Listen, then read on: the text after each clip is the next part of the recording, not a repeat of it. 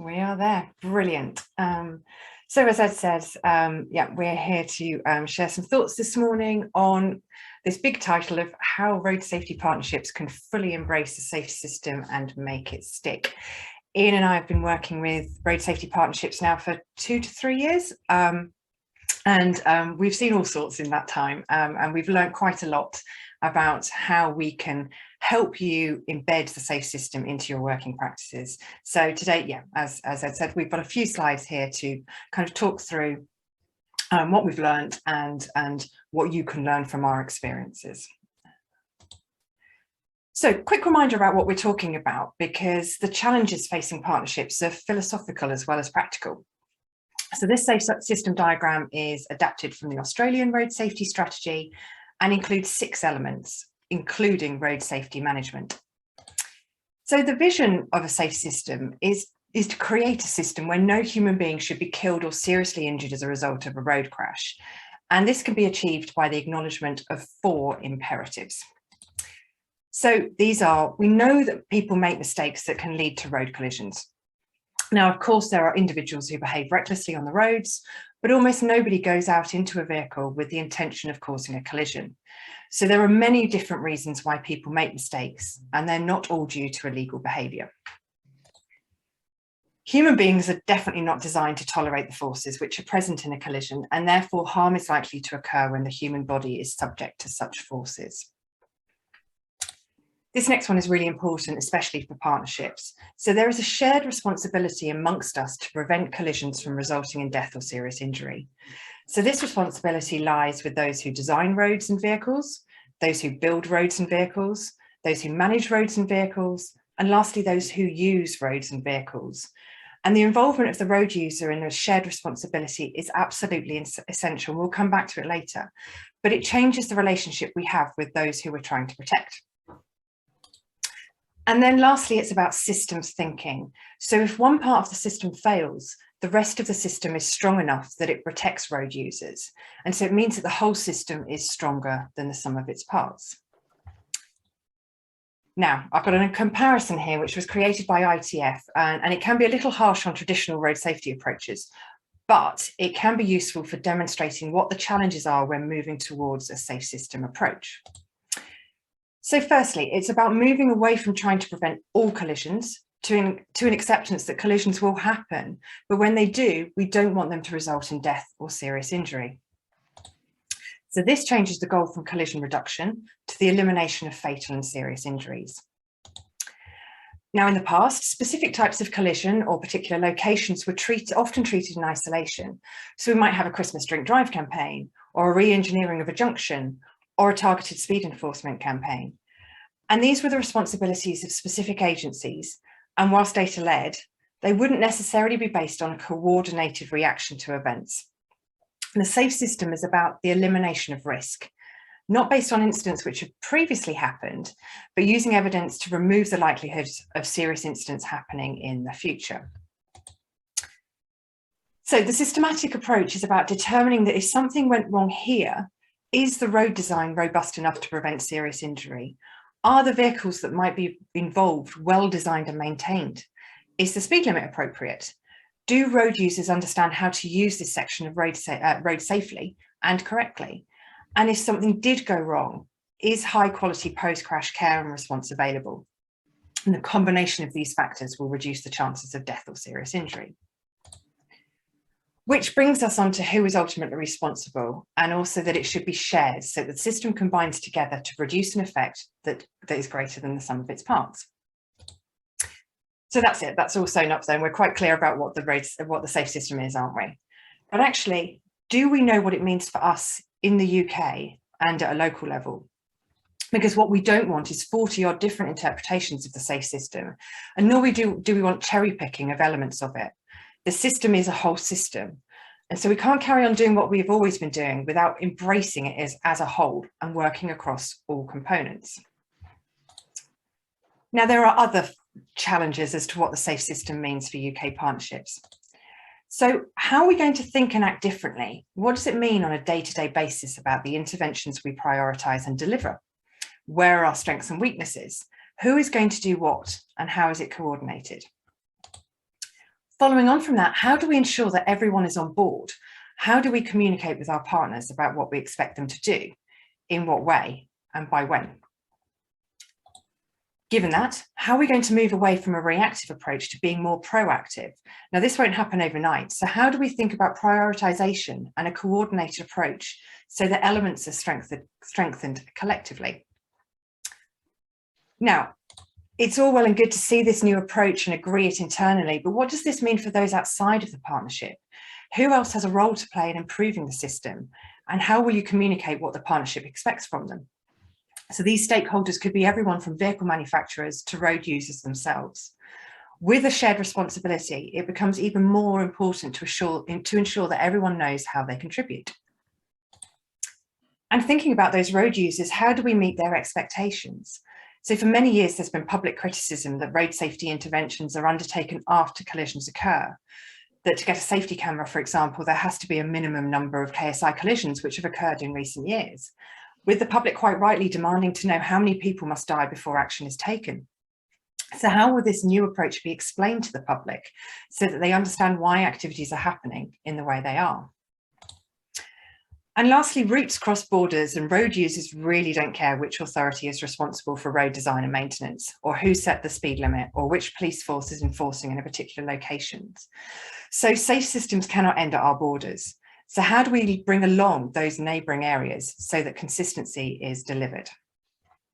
I'm going to hand over Iain now to start answering some of these questions. Yeah, thank you for that. So thinking about the last couple of points on the previous slide, there's quite a lot of work to be done to embed this concept of shared responsibility. This is a bit of a new thing for us. We've traditionally worked around road user groups. That's what we do. We have targeted interventions for motorcyclists, cyclists, pedestrians, at-work drivers, speeding drivers, etc. There'll be, of course, particular groups who are more vulnerable working within the safe system if a collision does occur. And likewise, there's some road user groups who are more likely to be involved in collisions. Having working groups and being seen to target specific groups as we do now doesn't necessarily create that element of shared responsibility that we're looking for. When we talk with partnerships and have the public consultations, there is that blame culture that seeps through continually. Things like, road safety would be improved if you stopped all speeding drivers. Road safety would be improved if you made cyclists wear helmets and stop running red lights. It would be improved if you created cycle lanes and protected vulnerable road users from motorised traffic. All of which is true. But these interventions all sit under a safe system approach, thinking about the road design, the speed compliance, safe road and safe vehicle use. It's all there. What strikes us is that those comments absolve the road users of personal responsibility. It's always someone else's fault, be that another type of road user, or those who manage the speeds and enforce the law, or those who design the roads and don't prioritise the needs of me as a road user, and people like me. This won't help us create that shared responsibility culture where we all have a part to play. So it's quite a challenge to find a way to break down those barriers. We have some examples. We've got one partnership that's tackling shared responsibility, and we'll come on to that later. But as a society, we have a long way to go. If you have any ideas on this, pop them on an email. So our email address is at the end of the presentation. So on to the next slide, looking at the practical challenges. In addition to getting interested parties on board and thinking in the same way, we have to consider sort of the practical side of how we're going to make this work. With ever constrained budgets, where is additional funding coming from, and how will activities be resourced? So, for example, in order to increase the number of journeys on 4-star roads, you need to assess your network and determine what percentage is currently 4-star and prioritise engineering works accordingly. Can you divert existing resources to that, or will we be requiring some sort of additional support? A key one that we found time and again, who is going to bring all of this together, all of this safe system work and partnership work, to make sure it's operating? Is your partnership operating within a safe system? Think about your partnership, the one you're sat within. Is there somebody spider in the middle of the web who can pull all this together, and are they capable of doing that? Are the structures in place for strategic groups to direct practitioners and ensure that they're using a safe system approach? Who's going to be accountable for assuring that that strategy, that strategic vision, is adopted? Whilst a Vision Zero approach is a long-term goal, of many of the partnerships that we talk to, it's often useful to set interim targets, casualty reduction targets, to demonstrate progress towards that Vision Zero. So what's that target going to be? Who's going to own it? Are all of the partners signed up to targets, as they'll only be achievable if the stakeholders believe in them? Are your politicians on board with those targets? That's always a key question. Alongside those targets, we usually advocate safety performance indicators as measures of progress towards creating a safe system. There's some splendid ones out there. PACS and the EU have devised a number of indicators which sit under the various safe system elements. These can be monitored over time to gauge the safety of the system. But, and it is a big but, these have been designed at international level. It's likely that we're going to need to adapt them at a local level to make the data collection possible, but it's a really good starting point. And I think crucially, all of these elements are going to require training of the partners, training in the concepts of the safe system, training in the delivery of elements of safe system, training in data collection and analysis, monitoring, all of those things. It requires a change in mindset, and it isn't going to happen overnight, I promise you that. So what does good look like? Well, again, in our journeys, Tanya and I have seen some excellent practice, and we've seen some practice that perhaps isn't quite where we would want it to be. So in the last couple of years, as Tanya said earlier, we've worked with a number of these partnerships in the strategy setting and the adoption of a safe system approach. We're also aware of other partnerships we haven't engaged with who are on this journey, and they're doing some great work in this area. So there does seem to be a momentum growing for partnerships around the UK to really embrace this. You may remember Project Edward back in September. It did the tour of the country, and we were actually delighted to see that many of the partnerships that we would consider to be delivering good practice had the spotlight shone on them during that week.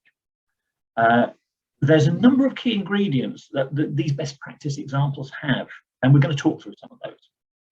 They are essentially examining the governance and accountability of the partnership, understanding priorities when moving from our traditional approach of user group focus to applying the safe system, the adoption and monitoring of safety performance indicators, and as Tanya talked about earlier, this embedding the concept of shared responsibility. That's really crucial. So let's start with the governance and accountability. And this is an element I've always found fascinating when we start talking. I think, to put it bluntly, quite often the governance side is the weakest link of a partnership when we start shining the light on it.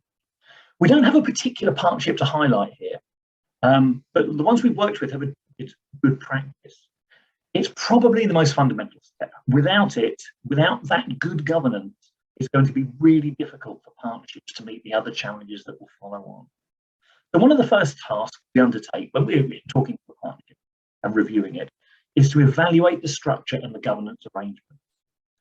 A lot of the partnerships have existed for some time and honestly have stagnated, both in terms of activities and outcomes, essentially delivering familiar interventions on thin budgets quite often. Quite often, there is no strong leadership or challenge within that partnership. Everybody's just cruising along. All of the best practice partnerships we've come across have asked themselves, we've asked them as well, some really tough questions about their governance and accountability. Now, their partnerships have the representation from the usual suspects: highways authorities, police, fire and rescue. And one of the key questions to think is, are the right people at the table? And conversely, who's missing from the table? For example, under safe system, how can we improve post-collision response if public health and the ambulance service aren't sitting around the table talking to us? And we know the issues around ambulance service. But should the DVSA be in the room to help us talk about safe vehicles on our road network?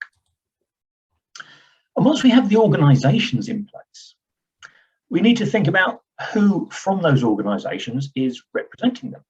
Do they have the adequate decision-making powers to sit on a strategic board, for example? We've seen some partnerships that have chief exec, police and crime commissioner, chief constable, chief fire officer, the top brass all sat on the board, which is fabulous. That's a brilliant commitment. But are they able to attend regularly and contribute because of the other pressures that that rank brings? Conversely, we've seen other partnerships where the representation has devolved further and further down the command structure. So those attending the meetings can be there more often, but they can't make a decision without going back to HQ or the office and checking it with somebody, which doesn't allow for any form of agility or progress. It slows the whole thing down. And then there's that accountability question. In many cases, the strategic board is comprised of local councillors and the senior officers. Who holds them to account? Who looks over their shoulder and asks, are they doing a good job? It's all too easy if the strategic board has nobody to report to or no function to report into for it to drift and for strategy to slide. Strong partnerships need external scrutiny within their world. They need somebody, say, looking over their shoulder, asking them questions, holding them to account.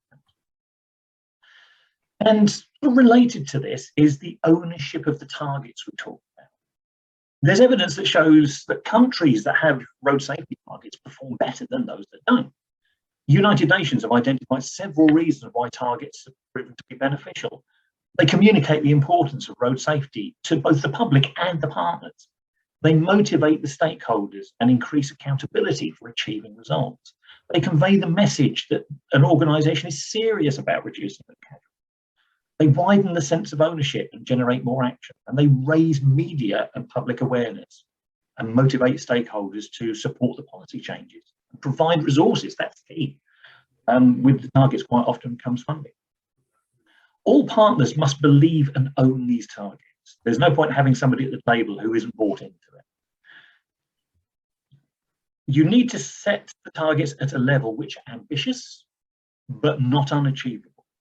And the governance and accountability structures need to be there to support the practitioners as they work towards those targets. Tanya.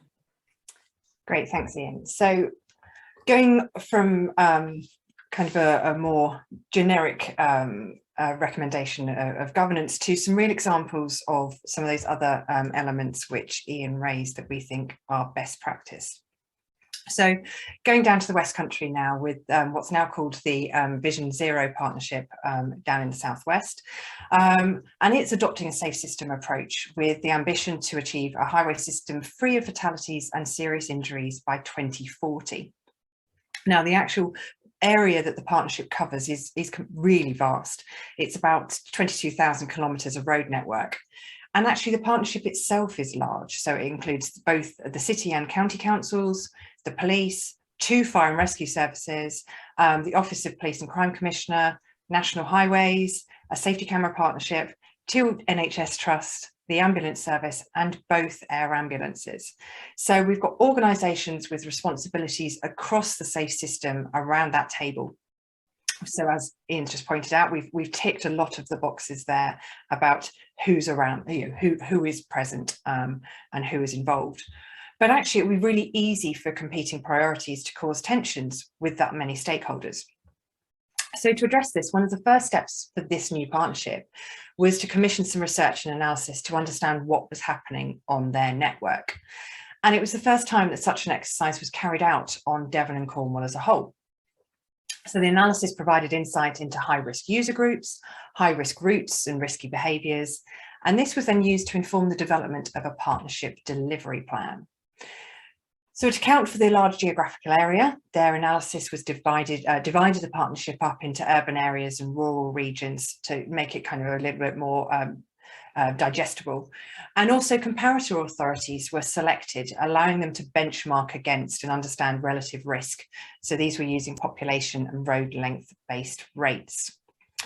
One of the, a lot of people do this kind of analysis, but one of the things that they did, which was a little bit different, was then they again engaged a public health expert to contribute insight into the public health challenges presented by road risk and also the perception of road risk. So these obviously link to the active travel agenda, because walking and cycling can't increase if people are too scared to engage in those activities, meaning the health benefits of those modes won't be realised. Also, each at-risk group was highlighted in the analysis and was then subject to a behavioural review using a safe system lens. So the purpose was to provide the partnership with a range of mechanisms to create safe roads, safe speeds, safe vehicles and safe road users. And the combination of intelligence and perspectives collated in this work allowed the partnership to understand and plan its priorities. So Iain spoke quite a lot about the need to measure how safe a system is becoming, and this is something that Scotland has really got to grips with in recent years and has put a lot of effort in trying to unravel. So in Scotland's Road Safety Framework to 2030, there's a hierarchy of targets shown in this pyramid here, which enables Scotland to monitor progress over time. So there's a long-term goal of 0 fatalities and serious injuries in road transport by 2050. So slightly longer than the Southwest has put as a target. And then they have interim targets set to 2030 using 2014 to 2018 as a baseline. These are to achieve a 50% reduction in people killed, a separate 50% reduction in people seriously injured, and then a 60% reduction in the children aged under 16 who are killed, and also a 60% reduction in children seriously injured. And then below these targets, they have a further set of indicators, which are tracking casualty reduction for specific road user groups. And where there are specific percentage reductions outlined, they've also been designated as intermediate outcome targets, again using that same baseline of 2014 to 2018. So here they've got an awful lot of metrics which they will use to determine how safe the system is. So we have a 40% reduction in pedestrians killed or seriously injured, and they're also measuring the casualty rate per 1,000 population for pedestrians killed and seriously injured. Then they have a 20% reduction in cyclists killed or seriously injured, and the same metric of a casualty rate per 100 million vehicle kilometres for cyclists. A 30% reduction in motorcyclists killed or seriously injured. A 20% reduction in road users aged 70 and over killed or seriously injured, but a 70% reduction in road users aged between 17 to 25 killed or seriously injured. They want to monitor the percentage of motorists who are driving or riding within the posted speed limit. And they're also looking at the casualty rate for the most deprived 10% deprived areas to be reduced so it is equal to the least deprived 10% areas. So what you can see here is that they've done an awful lot of casualty analysis and are prioritising accordingly. So they have got much stronger targets for those areas where better progress needs to be made. Now, beyond measuring casualty reduction, Scotland's also developing a set of KPIs for observed road safety behaviours, for vehicle safety and for road infrastructure. So they're thinking about reliable methodologies for data collection and analysis over time, because that long-term goal of 2050 and the route to it with 2030, you know, they're quite a way away. We need to be measuring how safe the system is becoming year on year as we move forward. So we've spoken a bit about targets, but without a national target, what should partnerships be adopting? And we've just seen there that South West and Scotland don't necessarily have the same one. So in public consultations, there seems to be a real divide between those that think targets are unrealistic and others who feel there should be nothing less than a target of 100% reduction. So that's 0 deaths and serious injuries. So as I've already explained, there are, as Iain said, there are real benefits to the adoption of targets, increasing ownership of and accountability for casualty reduction. This leads to improved results on the roads. So whatever the target is, it really needs to be one that all partners can work on and can work with to try to achieve. And certainly this is something that we've done quite a lot of work on, is making sure that all partnerships, all members of the partnership believe in the target that we put forward, because if not, it's just not going to work. A practical consideration is the baseline period. So we would always recommend using the most recent 5 years of data And there's still many of the partnerships we've been working with using 2014 to 2018 or 2015 to 19, because this was the available data at the time. Now, obviously, we've got 2020 finalised figures for the whole country now. And so if you are working on a strategy, this is likely to be the part of the baseline that you're working with. But we do need to be mindful of how much the pandemic influenced the way we travelled. Although obviously if it's part of a 5-year average, it shouldn't skew that baseline too much. And then there needs to be a decision on the end year. So 2030 is being used by many partnerships for, say, a 50% reduction. But time is moving on. We've got fewer and fewer years to make a difference by the end of the decade. So if you're working in, starting to think about this in 2022, perhaps 2030 is just a little bit close. But why 2030? So in February 2020, the third Global Ministerial Conference on Road Safety, which was called Achieving Global Goals 2030, took place in Stockholm, Sweden. It was attended by about 140 countries, and the conference introduced the Stockholm Declaration, which is a guiding document for furthering the road safety effort in line with the Sustainable Development Goals, and also setting an ambitious target to reduce global deaths and serious injuries from road traffic by 50% by 2030. And the Stockholm Declaration really galvanised international action and carried forward significant momentum. So we had the United Nations General Assembly last summer, which endorsed this declaration and adopted it on the 31st of August 2020. So that resolution declares a second decade of action for road safety, which was launched a matter of weeks ago, and a target to reduce deaths and injuries by 50%. So whilst not all UK partnerships feel able to adopt a 50 by 30 target, those that will and are able to do so will be aligning with this international target. Have a look at the Towards Zero Foundation website for more information on the 50 by 30 campaign and this new target and how it came about.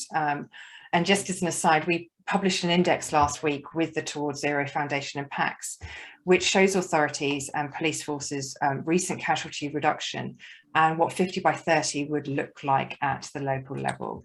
You can find that on this index.agilysis.co.uk link. Back to Iain. Okay, so we're back to this shared responsibility question.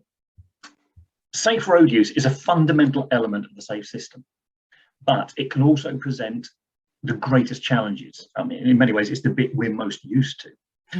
Thinking about the other elements of the safe system, stakeholders can design and deliver the safest roads, the safest vehicles, and essentially manage the safest speed.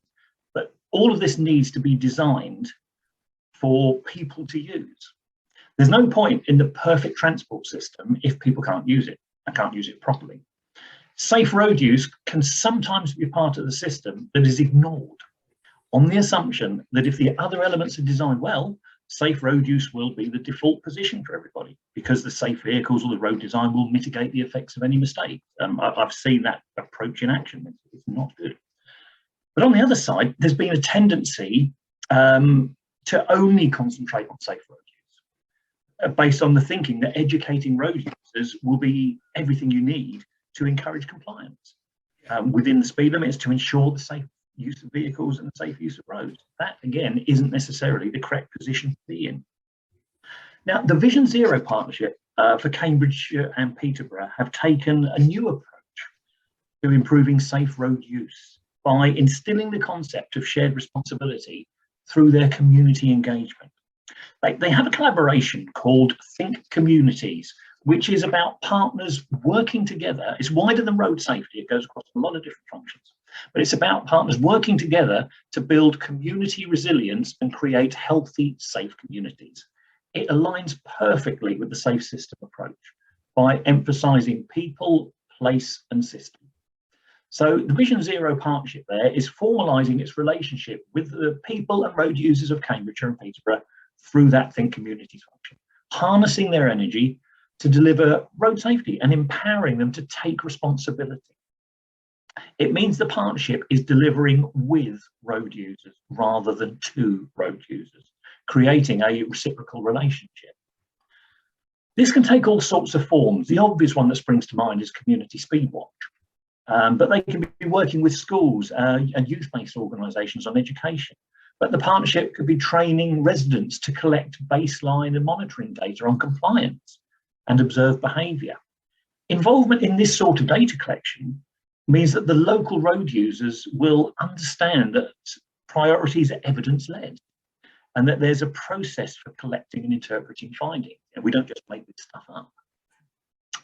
Going back to the idea of embedding shared responsibility more generally, most of the partnerships we've been working with have created, under our guidance really, a safe system working group.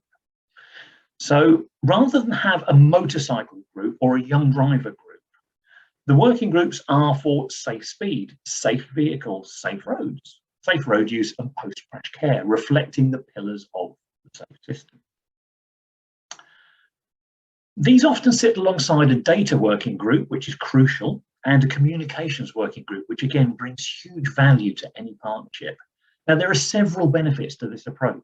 Rather than targeting a specific road user group in isolation, the idea is that the working groups will work together to improve the system for all. So it might be that the whole partnership is trying to prevent deaths and serious injuries amongst motorcyclists. But this will be done by thinking about the best road design for all road users, including motorcyclists, the most appropriate speed limits on those roads, and linking those to the vehicle choice and the maintenance under the safe vehicle strand, as well as the rider and driver behaviour, and also strengthening the post-crash response in relation to motorcyclists and all road users. It ensures consistency of interventions and coordinated thinking across the systems and across the partners. But crucially, it's not reinforcing the blame culture where the road user pits themselves up against other people and turns into some sort of competition. So we've touched on a number of challenges facing partnerships, and we have seen them up close. And these challenges come to light when you think about adopting that Vision Zero and safe system approach. We think it's important to think about the mindset of partners and colleagues. It really must be a joint approach, and everybody involved has to embrace it fully for it to work. There are practical considerations as well which need to be overcome. But essentially, to summarise, we think there are 4 steps that the best practice partnerships have tended to take. These are the wins that we've had in our work. Firstly, completing an honest review and having the right mindset. That has ensured, and when we get this with partnerships, it works really well. But it ensures that the right structure is in place and that the partners are accountable for the delivery of safe system and road safety. Now, this is Tanya's bit, being her data geek self, but she'll always say this. It is essential to use data and evidence to understand priorities and inform activities. There is still a lot of work going on out there that's being delivered because we think it's the right thing to do. It must be evidence-driven. This links to the adoption of ambitious targets and methods for measuring the performance, those performance indicators we talked about. And lastly, and I won't say most importantly, but we're finishing with this one for a reason, there is a need to embrace the concept of shared responsibility. That means bringing new partners to the table to help deliver on all elements of the safe system. But it also means working with road users to understand their contribution to the system, rather than just delivering road safety to them and keeping this one-sided relationship going. So that essentially, I think, is the end of the sermon. So over to you. Excellent, thanks to you both. I'll just add, because I noticed we had a few people join along the way, that this presentation is being recorded, so it will be available on the festival website in the coming days. I'm just going to stop your screen sharing now so I can access the participant list. And we do have a first question. Let's just bear with me 1 second. So the first question is from Margaret Winchcombe at PAX, who says, who do you suggest a partnership should be accountable to? In your example of Devon, who are they accountable to, and how is that relationship working? Do you want to take this, Iain? Or? Well, you know the Devon experience closer than I do. Yeah. I can talk generally, just before you talk about the Devon thing, and say we've had all sorts of examples of either partnerships not being accountable at all, which is not where we want to be, or being accountable in an unbalanced way. So the partnership is entirely accountable into the local authority world, but there is no accountability to the Police and Crime Commissioner, for example. So we do see a lot of imbalance when we start looking at this. But Tanya, talk about it. Yeah, so I don't actually know the answer with Devon specifically, but in terms of kind of which structure we would recommend them reporting to, it would be Transport Committee, as Iain says, the Police and Crime Commissioner. We've had some partnerships which are quite political, a lot of councillors around the table.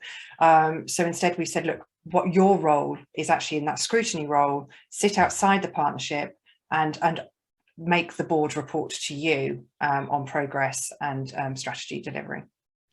Yeah, I mean, that is an interesting point. I mean, my default position from experience is essentially to move the politicians away from the function. That's my preferred approach. We don't always manage that with partnerships. Some have very successfully kept the politicians at the table. But fundamentally, your elected members and your PCC are the ones who are responsible to the community. They're the ones who are representing the community. And essentially, on behalf of the community, asking the questions, are you doing the right thing? So however it works locally, and we've had some very complex political situations. In one partnership we were working with, there were elected mayors and all sorts involved, and it got very complicated. But some way or another, you need to be going back to that elected representation to hold the partnership to account. Excellent, thanks both. We've got a couple more questions already starting to come in. The first is from Neil Gregg, who says he's playing devil advocate. But how does the new highway code hierarchy of responsibility fit into shared responsibility, safe system culture? Yeah, typical of Neil, that was. Yeah, good old Neil. Thank you for that. Yeah, it's an interesting one because obviously nobody here is looking to criticise the moves that have been made within the highway code, but establishing a hierarchy can be misinterpreted, I think, very easily. And it's not necessarily the phraseology we would use when working within a partnership. It is about sharing and equality rather than putting. I can see the thinking behind it. I can see where it came from, but it's not necessarily the way I would go. Tanya would go, perhaps. No, but I do think coming back to the data and as Scotland have done with having specific targets for particular road user groups who are most vulnerable, the idea of protecting those who are most likely to be killed or seriously injured, that's the only way we're going to achieve Vision Zero, is if we do concentrate on those. But it's about that shared responsibility within that. So we can't absolve cyclists and pedestrians, for example, of their responsibility in the system, but what we do have to do is protect them as much as we can. So hopefully that sits in the middle. Excellent, thanks. We've got a couple more questions, but just before I read those out, I wonder if there's anybody in the audience who'd be willing to raise their hand, particularly if they're from an authority where Vision Zero has been adopted and perhaps want to share any experiences they have or any advice they have. Please feel free, but I'll just revert back to the chat. And we have a question from Rebecca James, who says, how do partnerships get you to work with them to help them move towards a Vision Zero safe systems approach? Yeah, that's an interesting one. I think the benefit that we bring when Tanya and I look at a partnership, we're looking at it from the outside, and we are able to identify some very, very honest views. And we've actually picked up a couple of partnerships that have had internal reviews that haven't necessarily moved things along particularly well. We then come in from outside, we ask a lot of challenging questions, and Tanya is exceptionally good at establishing facts in terms of data and evidence. So essentially, I suppose you get to the point where you say there's nowhere to hide, because we have the honest views from within the partnership and around the partnership. We have the data and evidence that essentially spells out what the problem is. And from that point on, and I will stress, no two partnerships have ever been the same. There is the standard model out there in any way, shape or form. But we're able then to start thinking about, okay, well, how can we adapt what we have into that best practice model? But it is the shining the light from outside that I think is really the strength of the process. Yeah. Excellent, thank you very much. Another question from Michael McDonnell from Road Safety Scotland. He says, you were very complimentary about Scotland's new framework. Any pitfalls that we need to look out for? Consistency of monitoring. I think Scotland is at an advantage because of being a country the size, For partnerships locally, I think some of the targets and the indicators are going to be much more difficult. But I suppose it's almost being too distracted by the targets as well and losing the overall vision. So yeah, these definitely do need to be monitored, but I think it's early days, and understanding how we collect the data, how we interpret it robustly, and direct interventions going forward, I think is going to be really important. So review perhaps is probably the thing I would suggest to avoid any pitfalls. Excellent. Iain, the next one is for you. The question is, during the presentation you said partnerships, there is a blame culture that seeps through. Can you expand on this point, please? I can. There's two elements to this, and the first is about the partners themselves. One thing we often see is a lack of clarity and communication within a partnership, which often leads to a lack of trust. We've had situations where there is, frankly, distinct animosity between the local authority world and the blue light world, which really needs to be taken away. People are working still very much in silos. And one of the benefits of the safe system approach and the safe system working groups is that we would have the key players from each of the partnership organisations working together on various strands. So if you had a local authority officer who specialised in motorcycles, for example, the example we talked about earlier, they would sit within 3 or 4 of the safe system strands, adding their expertise into that. And it just eases the communication. So there is a blame culture within partnerships. So-and-so aren't doing enough, so-and-so aren't investing enough. And we tend to find if everybody is honest about how much they're investing in their day job in road safety, it actually exposes the fact actually we're all doing stuff to make this work, but what we do need to do is stitch it together better.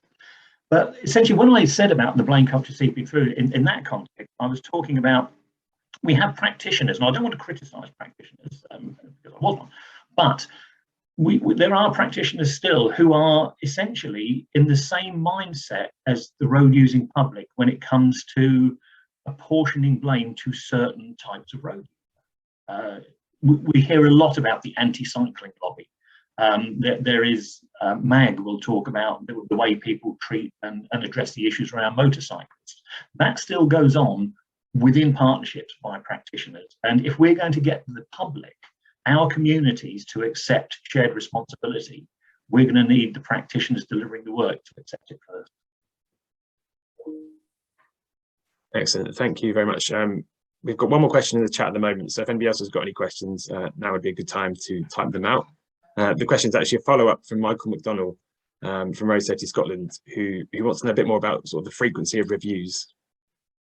So in terms of reviewing the indicators, I would say annually, and especially in these early days, I just think we've all got a lot to learn by these pioneers, so the partnerships we're working with in Scotland, on what works in terms of these, the data collection and the review, the indicators, what, how we measure how safe the system is.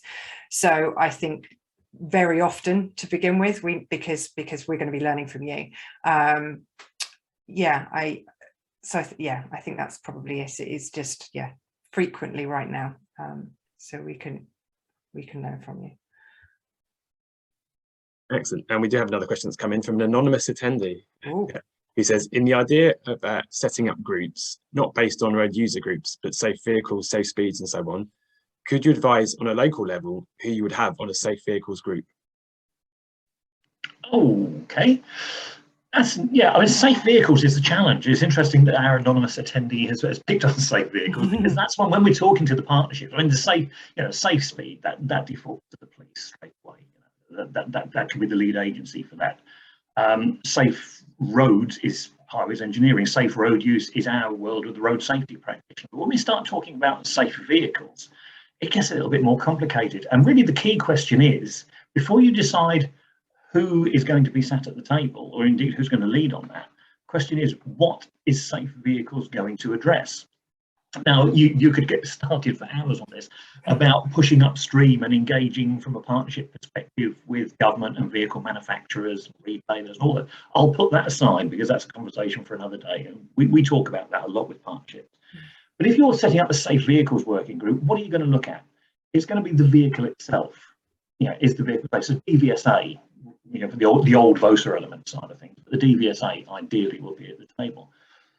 But under safe vehicles, in one of the partnerships we worked in, we also brought in the National Highways Driving for Better Business type approach, because it needed to go somewhere within the partnership, but it could just as easily have fallen within safe road use, for example. But there's lots going on in safe road use, so we parked in safe vehicles because there's a lot of work about vehicle maintenance and care.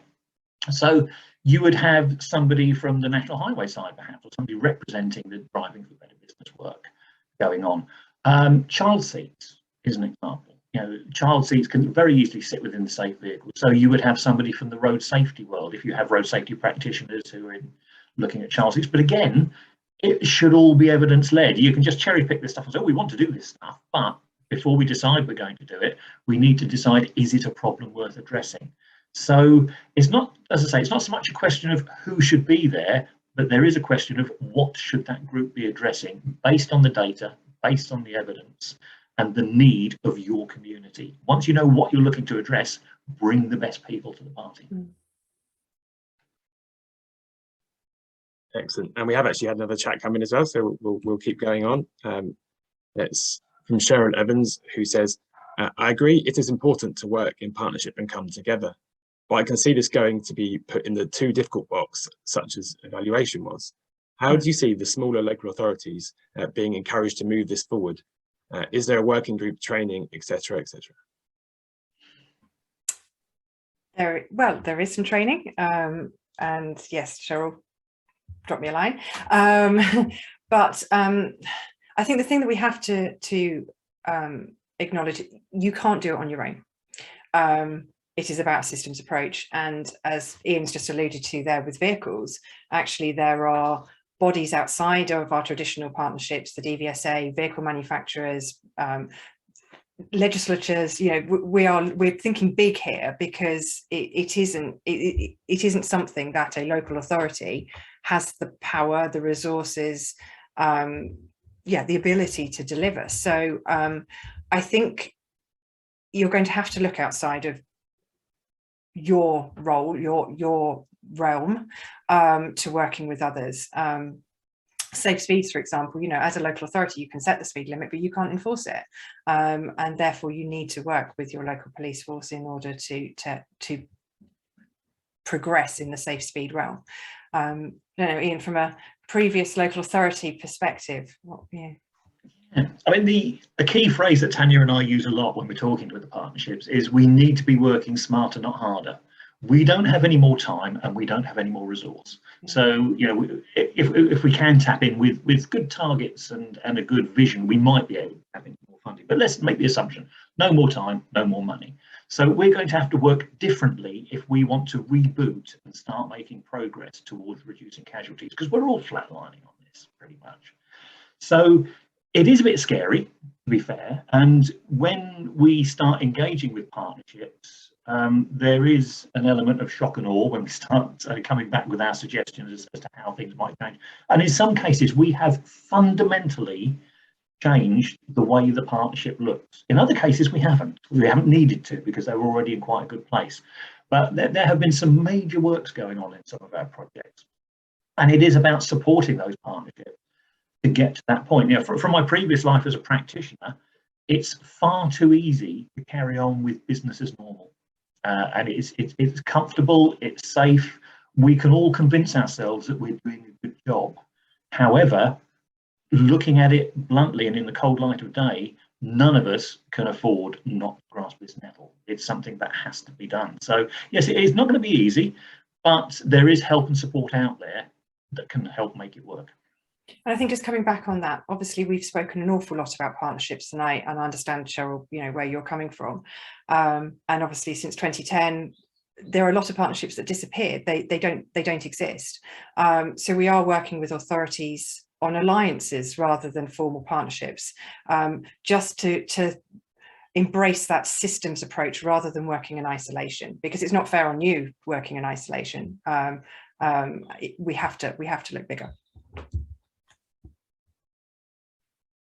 Excellent. And we have just had one more question come in as well, actually, which asks, how does this fit in the private sector from a business perspective?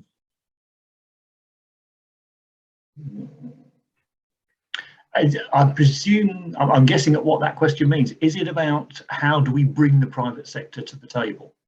If that's the case, it is explaining the benefits to them. And this is something we're doing with the Driving for Better Business work, for example. National Highways are very good at this. And it's about engaging with the private sector to say, look, there is a reason why you need to be getting this right. I'm just seeing another message pop up, so something to do with that. So it is very much about what's in it for them. You know, when you're dealing with business, quite often businesses and the private sector are struggling to keep afloat. You know, they're crisis managing day in, day out. So the last thing they need is something that's just nice to do. So it's explaining, you know, corporate social responsibility, financial benefits, well-being of their workforce, whichever buttons you want to press, what you have to press them to get them to join in. Excellent. Yeah, we've had a couple more sort of comments on the chat, you know, from Rebecca James, who sort of says she agrees with Cheryl, and an outside pair of critical eyes would be so helpful. She also adds that things stagnate when people are not clear on how to move forward. Comment also from Michael McDonnell, who says, in Scotland, we're about to embark on safe systems training for stakeholders. Mm-hmm. Yeah, just looking at Cheryl's little comment there, do we just stop business as normal to afford us the time to get it right? Well, no, you don't. Absolutely not. You don't put the brakes on and park everybody while we're sorting this out. The business as normal can continue. And with the partnerships we've worked with, it has continued. And a lot of if you're talking about the point of delivery with the community, a lot of that stuff would continue under the safe systems approach. There would be some sort of realignment. But to put it bluntly, Cheryl, most of the work we do is very much at the strategic level. It's about the governance and the accountability and the top level stuff and getting that right, which doesn't impinge on the day-to-day. Yeah. Right. And linked to that, I mean, the target setting and the adoption of a Vision Zero strategy publicly is then, it comes with renewed energy. It comes with backing from senior bodies within your authorities and your organisations. This is something that they publicly declared they're going to do, and therefore hopefully it comes with the support and the resources in order to be able to deliver it. So yeah, the benefits of targets there we talked about earlier. So but yeah, Ian's completely right. There are ways to fit in what we're already doing into the safe system. It's just a different way of approaching it, a different way of thinking about it. Excellent. Well, we've got about 5 minutes left of our allotted hour. So if there is any last minute questions that people want to put in, speak now. We just had a comment from Rianne saying, really enjoyed the session. Thank you all. And I don't know if either Iain or Tanya, if either of you have something you'd just like to add before we close off the session. Anything you'd like to say before we close off? Tanya? Just obviously thank you very much for the time. I think we are early stages, as I've said a few times. We've got a few partnerships which are leading the way, and I'm, you know, they are very keen to share their thoughts, their experiences with others.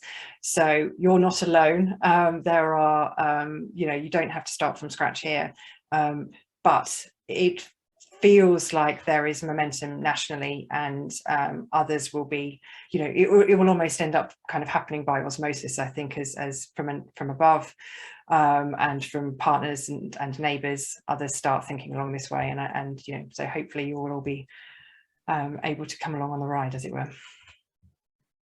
Excellent. Well, thank you very much. First and foremost, thank you to everybody who signed up and attended, particularly to those who have joined in the debate. It's been very interesting to listen to. As I did mention previously, the session has been recorded, so we will make a video available on the festival website in the next day or two for you to catch up if you'd like to. And most importantly, thank you to Tanya and Iain for the presentation and for the session on the whole. Thank you for your time. It's been very, very interesting. Thank you. And I'm sure the attendees have found it very useful. Yeah. Thank you, Ed. Cheers.